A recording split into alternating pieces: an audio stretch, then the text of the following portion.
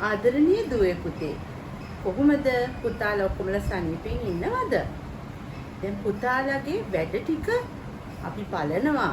පුතාලා අම්මිලත් එක්ක කම්ප්ලීට් කරලා එවන හෝම්වර්ක් හරිම ලස්සනට අර මැඩම් ටීචර් පළවෙනි දවසේ කිව්වා වගේම පිළිවෙලට කරලා අපිට එවනවා. ඉතින් අපි ඒක ඔක්කොම බලලා අපිත් එන්ජොයි කරනවා. දැන් පුතාලට මම ස්ටෝරි එකක් කිව්වනේ 3 little pigs ගැන. පුතාලා ඒවට ලස්සන ඩ්‍රොයින්ස් ඇඳලා එවලා තිබුණා. ඉතින් thank you අම්මිලත් ගොඩක් උදව් වෙලා තිබුණා ඒව කරන්න. දැන් අද මැඩම් ටීචර් තෝරගත්තේ ඔයගලන්ට කියන්න The Pied Piper of Hamelin. මේ කතන්දරෙන් කියලා දෙන්නේ Pied Piper කියන මාමා කොහොමද හැම්ලින් නගරයෙන් ඒ නගරයට කරදරයක් වෙලා තිබුණු මීයන්ව පිටුවහල් කරේ කියලා. දැන් අපි කතාව අහමු. Once upon a time there was a beautiful little town called Hamelin.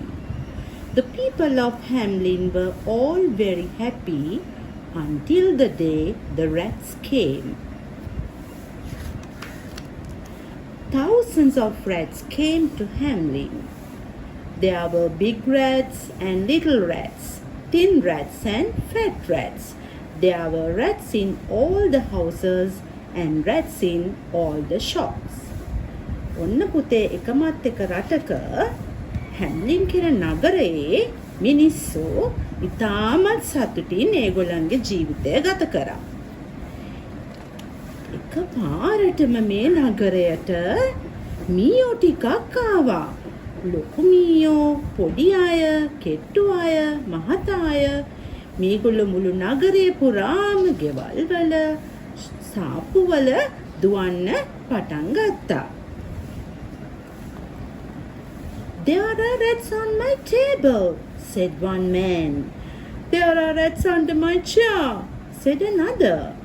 There are rats in my kitchen, called one woman. There are rats in my bed, called another.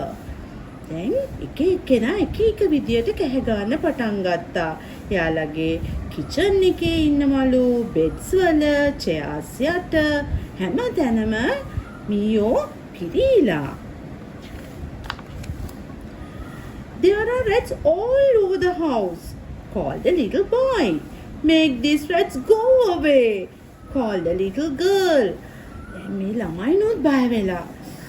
එක පුතෙක් කෑ ගාලා කියනවා අනේ මෙයාලව මේ ගෙදරින් එලවන්න. දුවලා ටිකක් කෑ ගාලා කියනවා අනේ මේ මීයොත් එක්ක ඉන්න බෑ කියලා. The people of Hamelin went to see the mayor.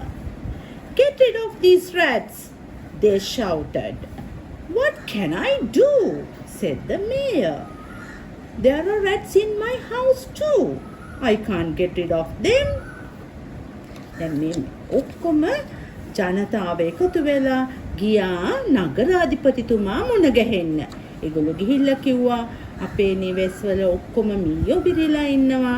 කරුණා කරලා මෙයාලව එලවලා දෙන්න කියලා. එතකොට නගරාධිපතිතුමා කිව්වා එහෙම කොහොම කරන්නද? මගේ ගෙදරත් රැට්ස්ලා පිරීලා.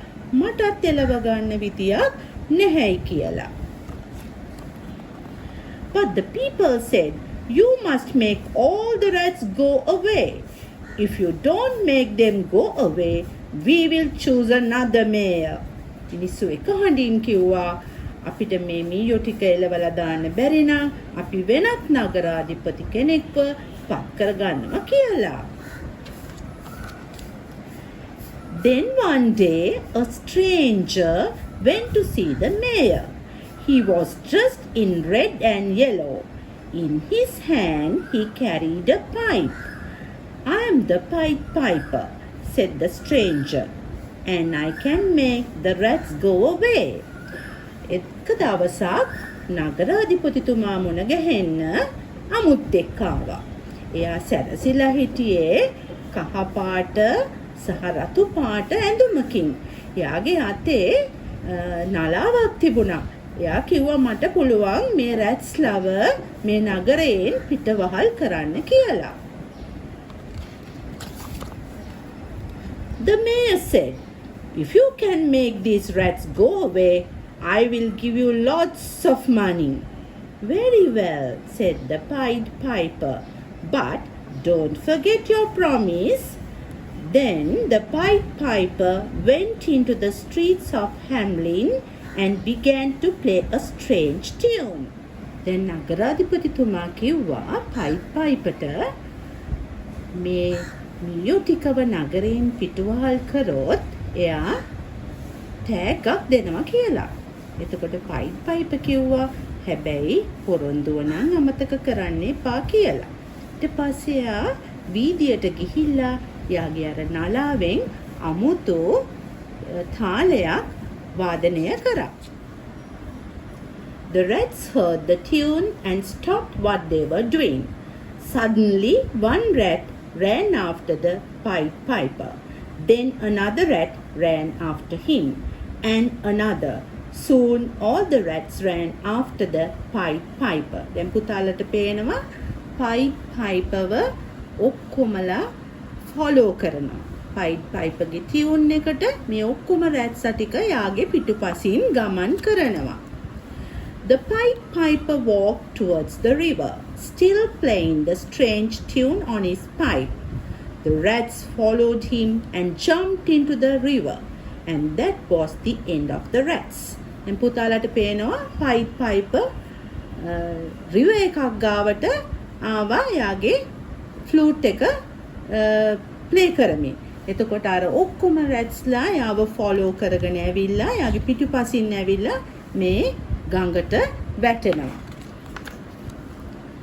The Pied Piper went back to see the mayor. The rats have all gone, he said. Please give me the money you promised me. No, said the mayor. I have no money to give you. දැන් බලන්න පුතේ අර promise එකක් යා දුන්නනේ rats ලාව ඔක්කොම පිටුවහල් කරොත් එයා සල්ලි දෙනවා කියලා Pied Piperට. දැන් එයා ඒක පොරොන්දුව promise එක තියන්න බැහැ කියනවා. If you don't give me the money, said the Pied Piper, I will play another tune and you will not be so happy then. You can do what you like, said the mayor. Then Pied Piper කියනවා ඔයා මට පොරොන්දුව ඉෂ්ට කරේ නැත්තම් ඊළඟට මම play කරන tune එකෙන් වෙන දෙයට ඔයා එච්චර සතුටු වෙන එකක් නම් නැහැ කියලා. එතකොට මේය කියනවා ඔයාට කැමති දෙයක් ඔයා කරන්න කියලා. So the Pied Piper went out into the streets and began to play another tune. In all the houses and in all the streets, the children stopped playing. Then, one by one, they ran after the Pied Piper. විවිධ තැන්වල සෙල්ලම් කරමින් චූටි ළමයින් හිටියා. පුතාලා වගේ. ඒගොල්ලෝ ඔක්කොම සෙල්ලම නවත්තලා අර Pied Piperගේ ටියුන් එක අහගෙන යාගේ පිටිපස්සෙන් ගමන් කරන්න පටන් ගත්තා. The people of Hamelin called to the children to stop, but the children didn't hear. They followed the Pied Piper through the streets and over the river. දැන් ගෙදර ඉන්න අම්මලා තාත්තලා දරුවන්ට කතා කරලා කිව්වා දරුවනේ නවතින්න කියලා. හැබැයි පුතේ කාටවත් මේ ශබ්දය ඇහුනේ නැහැ. ඒගොල්ලෝ කවුරුත් නැවතුනේ නැහැ. They followed the Pied Piper out of the town and up a mountain. Suddenly, the mountain opened up and the Pied Piper went inside. The children followed him. Inside the mountain was a beautiful land full of trees and flowers and birds. දැන් මේ දරුවෝ දිගටම ගමන් කරා කන්දක් මුදුනටත් ගියා.